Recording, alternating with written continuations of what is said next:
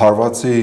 հավանականությունը բարձր է եւ ինքը գնալով բարձրանում է, ինչքանով ավելանում է Միացյալ Նահանգների ռազմական ներկայությունը Մերձավոր Արևելքում։ Սա մեկ։ Երկրորդը մենք տեսնում ենք, որ Միացյալ Նահանգները նաեւ նվազեցնում են իրենց ներկայությունը այն տեղերից, որտեղ Իրանը հեշտությամբ կարող է հասնել։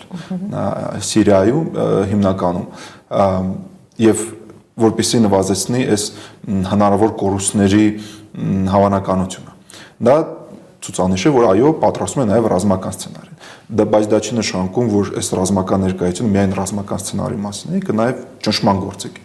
Միացյալ Նահանգները օգտագործում են երկու հատ ճնշման գործիք։ Առաջինը ավելացնում են ռազմական ներկայությունը, երկրորդը հոգեբանական ճնշման արդեն տեղեկատվական ոլորտում։ Եվ որ դες քննարկում ենք տարբեր թվիտերը Տրամպից, որ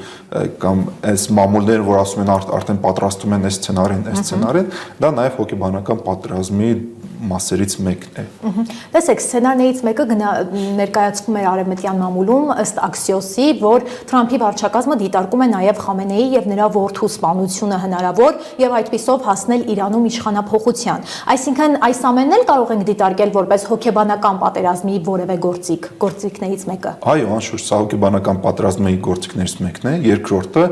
դա չի նշանակում, որ այս սցենարը ընդհանրապես չի քննարկվում, որովհետեւ մենք բոլորս հասկանում ենք, որ հունիս 2025 թիվ այս տեսակորվա պատերազմի ընթացքում նաև քաղաքական նպատակներից մեկը հետևյալն էր՝ փոխել ռեժիմը եւ թույլ չտալ, որպեսզի տրանզիտը ռեժիմի անցնի այն ճանապարհով, որտեղ կարող է գծվի Իրանի ներսում։ Հետևաբար այո, սցենարը ոչ մեկ չի բացառում եւ դրա մասին շատ ակտիվ նաեւ Իսրայելում են խոսում, որովհետեւ ի վերջո թիկունքում այս ընդհանուր հարձակման